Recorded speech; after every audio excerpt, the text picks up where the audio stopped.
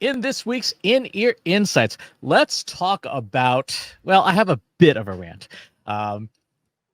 Ever since November 2022, when ChatGPT came out, and the ability for the average non-technical person, the non-technical business person, to be able to use AI tools came out, suddenly everyone and their cousin is an AI expert. And all the people who are hawking crypto and NFTs and whatever, suddenly AI experts. And meanwhile, the folks who've been in the profession for a decade, 2 decades, their entire careers, etc., are like, you don't know anything about anything. You're literally just copying and pasting each other's ChatGPT prompts.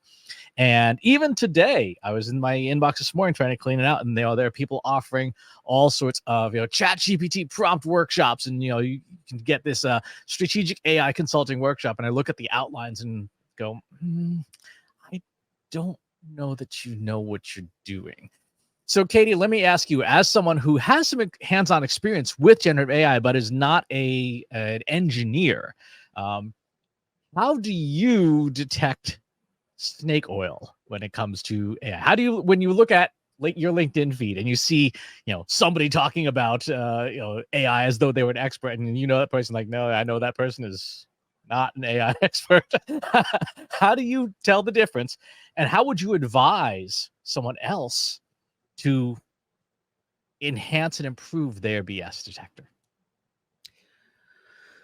Oh, it's a tricky question because now you're talking about people management and sort of like the intangibles. And this is something that I get asked a lot. And, I struggle to communicate it because it's a lot of just knowing behaviors. And it's a lot, well, I shouldn't say I struggle.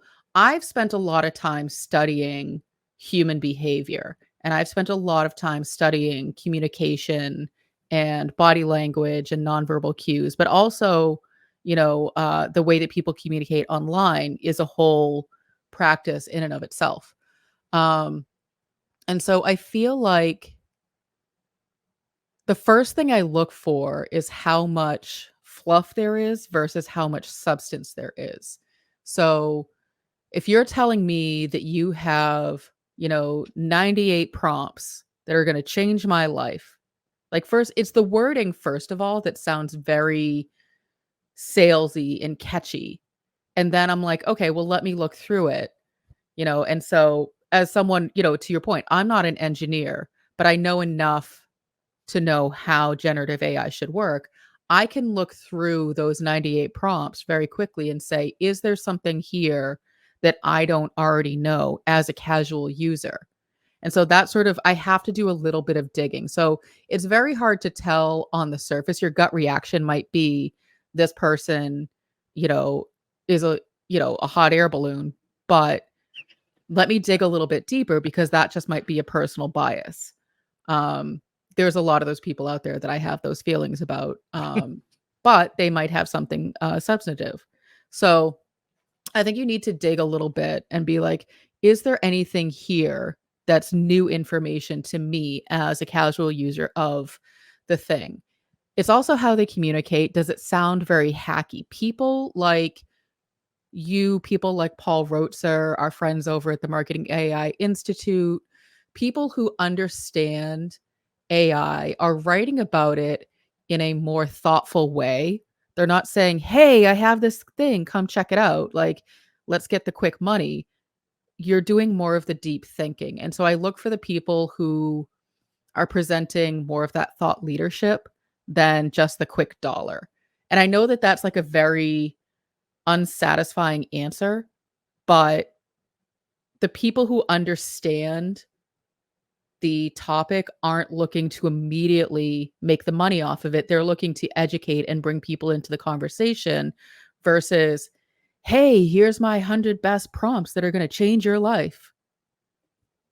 I keep waiting for the next trend to come along so that they all leave, right? Like, okay, let's go ahead and bring back NFTs. That's a great place for those folks to live.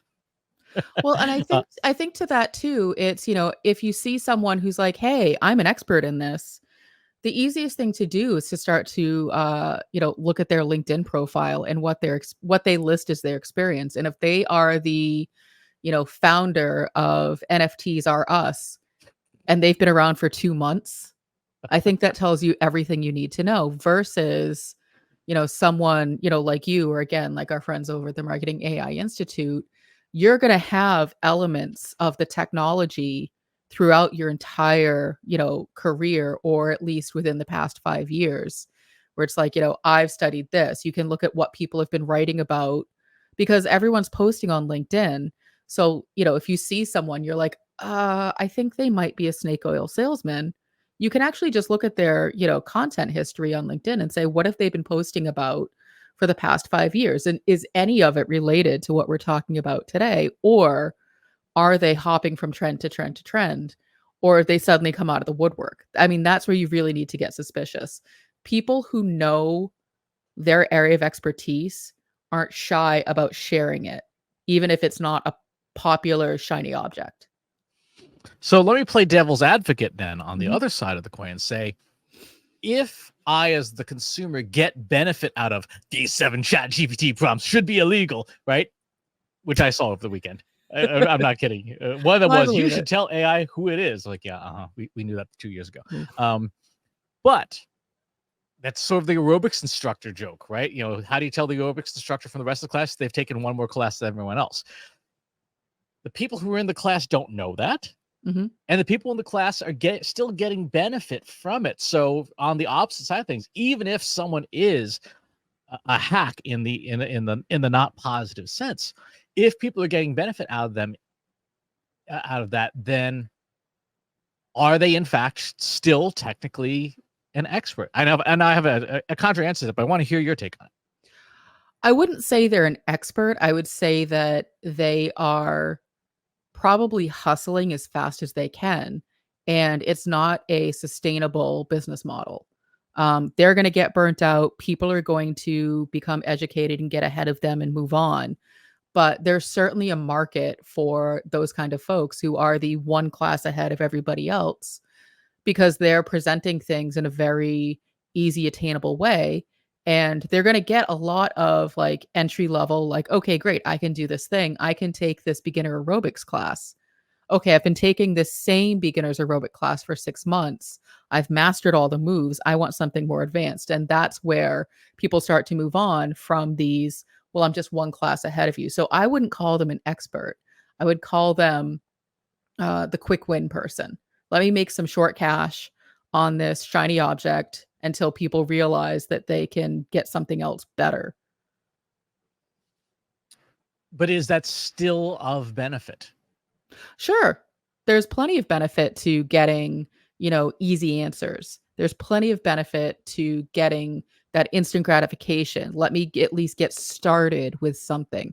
If I show up to a beginner's aerobics class and it's, a shoddy class that, has some basic moves, I'm still getting benefit because I'm still moving. I'm still exercising. Is it as much benefit as I could get? No, but it's better than doing nothing. Right. And I guess that's sort of the opposite side of the coin is if it's getting people to use the technology, even if they're not using it particularly well, it's at least getting more adoption for it. Mhm. My definition of an expert is someone who knows what's going to go wrong and can either help you prevent it or can mitigate it when it does. Like, for example, a lot of people fairly early on will experience hallucinations with AI. They will get a response that like that's factually wrong or that doesn't make any sense. Why did it do that? And the trite answer is, oh, well, AI just does that. And that's like, okay, well, but why? Why does Mhm. it do that? And it comes down, if you open up the machinery, it comes down to either the data wasn't there. And so it tried to come back with the next most helpful thing, even if it's statistically correct, but factually wrong, or a retrieval head within the model misfired, right? So inside of a model, you have 3 to 5% of the model that is dedicated to getting data from the rest of the model. And sometimes, like a drunk librarian, it just gets lost and it comes back with total nonsense. You're like, what happened there? Well, that's because the retrieval head essentially got its what it was looking for screwed up. But if you don't know how the inside of a model works, you can't diagnose the problem for someone. So basically, in a nutshell, your definition of an expert is, all right, I've taken your, 7 illegal prompts course and the 8th one sent me to jail. You can bail me out because you can then defend why what happened because you know what went wrong versus somebody who's like, well, good luck in prison. Exactly. Exactly. I'd also like to point out at this point, we have a course that will not send you to jail. Go to trusted sites AI course. Well, and I think that brings up, part of the, the question about the snake oil salesman, the experts. You need to understand enough of what's happening to know when the answers you're getting are wrong. There's a post or a meme or, whatever it was, a video that was going around for a little bit, demonstrating the hallucinations of the search response built into Google. And somebody said, can I eat, how many rocks a day is a healthy amount of rocks to eat? And Google's like, you can have at least 1 rock a day. And it's a very healthy, thing. And it's like, the person was like, yeah, obviously I know I'm not supposed to eat rocks. And so you yourself as the consumer have to have some level of understanding of the question you're asking. And if you don't, the person who's teaching you, to your point, Chris, has to be able to show you how do you get to the correct answers versus, here's my 27 prompts. Good luck. I can't tell you if they're going to be accurate or not. That's on you. Like, that's not okay. The AI answers thing is a really great example. It's a fantastic example because there's 2 different things going on there. One, Google is using its smallest and lightest weight model. It's believed to be one of the small Gemma models to do that because of the sheer amount of search volume. You've got to have a model that's fast and cheap to run. And because it's fast and cheap, you also know that by itself, it's going to hallucinate wildly. So it has to be drawing its data from a third-party data system, which is Google Search Catalog. Well, Google Mhm. Search Catalog incorporates a lot of data from Reddit, among other places. And so many of the answers that are coming out, like, yes, it's okay to, if you want your pizza to look better, try using glue on it, right? We all know glue is technically edible, but it's not something you'd want to put on your pizza. Well, Elmer's glue is at least edible. That was from a Reddit post by a 12-year-old. And so the grounding that Google is using to keep its super lightweight model from just wildly hallucinating is drawing from data sources that are not reliable. And so if you understand the systems and technologies involved, what's happening is perfectly clear.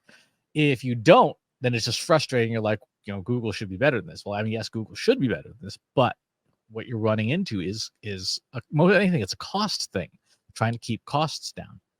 And so going back to how do you know if someone's a snake oil salesperson or not about AI, it's knowing to some degree why things are going wrong. Like, here's a system you have no control over, but here's why it's going wrong. And in the case of a marketer who's like, well, this AI summary about my company is wrong, what do I do about it? It's having the answers on how to start mitigating that. All right. So we know that people who don't know what's going to go wrong are probably in over their heads. So if I'm a consumer, if I'm someone who's looking for a starter kit, my cheat sheets, my 7 illegal prompts that are going to change my life and make me a bazillionaire, what are some of the red flags that I should be looking for um, when I'm evaluating starter kits? I'm brand new to generative AI. I know nothing. And at first glance, everybody's an expert. It's overwhelming. There's too many experts. How do I start to narrow down trusted sources? I mean, in some ways, it's how do you narrow down trusted sources on anything, which is getting harder and harder to do. But the Mhm. one meta characteristic that I tend to look for is who wants to help you self-serve versus who wants to make you dependent on them. And I think that's a Mm. useful distinction. It's like, oh, I have all the secrets. We see this a lot in the martial arts world. I have all the secrets. I am the one true way. You should trust only me. That's a red flag, right? As opposed to, I'm going to give you the recipe. I'm going to give you the instructions. Ask me questions if you have, but I want you to self-serve. I want you to, a good martial arts teacher is like, I want you to be better than me. I want you to surpass me. You should surpass me. If I'm a good teacher, you should surpass me. And that to me is the easiest distinction. It's one of the reasons why, if you look at some of the stuff that we give away, we like our race framework, go to trustinsights.ai/prompt sheet. All of our generative AI cheat sheets, we give these away. We don't even ask for registration for the individual sheets, because we want people to self-serve. We know that there's plenty of work to be had when you start getting into more complex use cases, that we don't have to make you dependent on us for answers, or position ourselves as, we're the only true experts, because we're not. I mean, it's factually untrue. Are there people out there who want you to self-serve, but they're teaching you the wrong way to do it? Because Probably. they're looking to, like, just draw you in, get some money, and be like, "All right, good luck. I'm selling you Brazilian jiu-jitsu," but really it's just, a shoddy punching bag, one of those ones that, like, comes back up. The Weeble Wobbles. Thank you. Yes, I'm selling you a Weeble Wobble, but I'm telling you it's Brazilian jiu-jitsu. There's all sorts of snake oil salesmen in the martial arts. In the context of generative AI, if there's less of it, because inherently, if you're helping someone self-serve, then the only people who are left are the people who don't want to do it. So, and this is something you and I talk about a lot when it comes to sort of business strategy. There's three strategy types, right? There's done for you, where we do it for you. There's done with you, where we help you, and there's done by you, where you do it yourself. And so we provide a lot of the content for done by you, our webinars, our cheat sheets, and stuff like that. Knowing that, like cooking, right? Here's the recipe, cook it yourself. Here's a meal kit, we've done it with you, or just eat at our restaurant, right? We know that as things get more complex, when you go, the closer you get to done for you, the more expensive it gets, the more revenue you're going to earn as a practitioner, because someone doesn't want to cook dinner that night or Mhm. ever. They just want you to like, just send me my takeout. And if you are the kind of person who's just giving away done by you, that people will hit that wall very quickly. And that's when you've established that trust by just giving away the knowledge, that people know they can trust you, that you're not going to, hand them a load of crap, because they've tested out your knowledge with the basics, with the done by you stuff. So it sounds like part of that vetting process is the transparency aspect. I'm going to show you everything that I'm doing because I have nothing to hide versus, well, I can't tell you it's proprietary, it's black boxed. I'm thinking about the restaurants with the open kitchen where you can see everything that the chefs are doing versus, oh no, you can't see how we make this because that's private. And I feel like, you know, that to me is a red flag. It's like, well, what are you hiding? Are you dropping food on the floor and then picking it back up and putting it on the plate and telling me that it's blackened? Or can I actually see the chefs, going through the motions and doing everything correctly because you're hiding nothing. So I think that that's another really good point for people who are trying to determine, is this, a real legit expert or am I about to be duped? How transparent are they with their process? Are they giving you, the 10 best prompts ever in the world, but not telling you how they got there? Or are they giving you 2 really good prompts and then a 3-hour explainer video of how they built them? Mm-hmm. And I guess the third factor is, at least of the experts that I know and that I follow, when they talk, there's a lot of nuance. There's very little that's black and white. There's very little like, this is the answer. Like, no, there's a bunch of answers, and there's a bunch of gray area, and there's a bunch of it depends and stuff. And to me, both in the martial arts and in generative AI, the people who are actual experts, yeah, it really depends. There isn't an obvious answer, because the question you're asking is a really complicated question, and that to me is a green flag. If someone's like, yeah, it depends. There is no easy answer. What about so that's with complex questions. What if it's an easy question, such as, how do I build a prompt that's gonna get results? Is that still it depends, or is it, here's the exact way to do it. I'm gonna tell you how, and this is the only way you should do it ever. Uh, Anyone saying this is the one true way in any context as a red flag. Even that question, it is a straightforward question, but it is not an easy question to answer, because okay, well, what do you consider good performance? What are you trying to do? It goes back to, unsurprisingly, the 5 Ps, right? It always comes. Well, so, and I think that you're hitting upon something else that people should be paying attention to when they're trying to assess whether or not someone is an expert. I always, and this is true of people when I'm acting as a hiring manager for our clients. Um, I see someone who knows what they're talking about when they ask more questions than they answer. And so if I'm hiring for an analyst and I say, you know, I need you to take a look at this graph and tell me what you see. Someone who doesn't really understand what an analyst does would be like, well, I see it's green and it's blue and it's going up and to the left. Someone who's more experienced would be like, well, help me understand, what is your goal? What are you trying to know from this? What are the data points? What are the X and Y axis? They're not labeled. What do the colors mean? What is the data set time range? Like, they would ask a bunch of clarifying questions versus just giving you an answer. So I always see the mark of someone who at least is thinking critically about it. Maybe they're not an expert per se, but they're at least putting thought into how they're approaching the responses. They're asking more clarifying questions versus, nope, here's the answer. I answered your question. I'm an expert. In fact, that used to be one of the questions that we asked during our hiring interviews at the old shop. Was, here's a chart, and it was a trick question. The correct answer to the question was, there's not enough information to draw a conclusion. What else you got? Oh, I remember. I had to take that quiz. And I got it. And I was like, what is happening right now?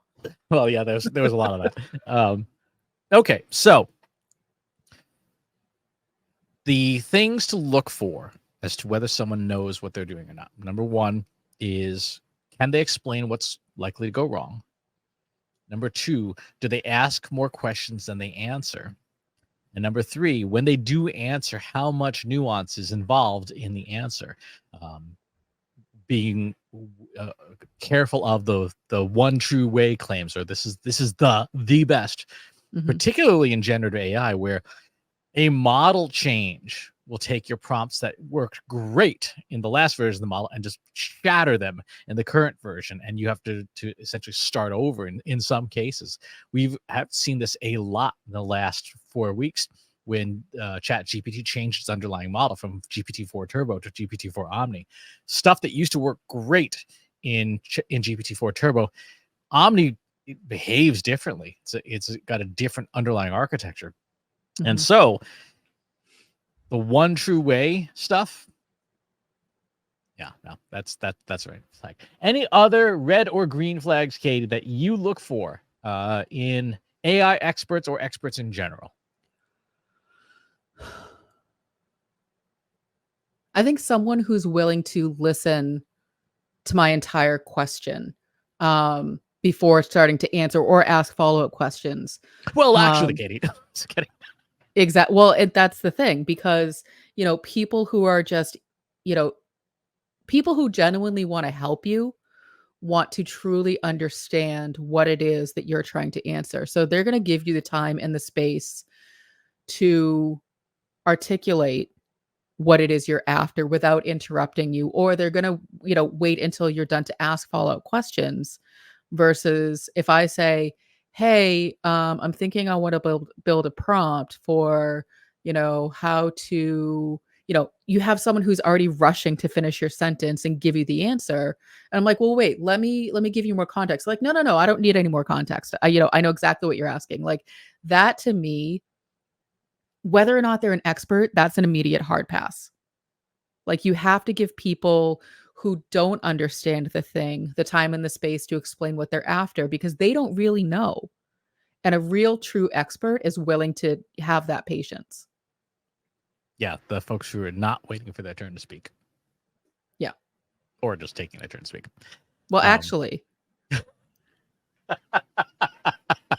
sorry, I had to get one in. You do. You 100% do. You're the boss.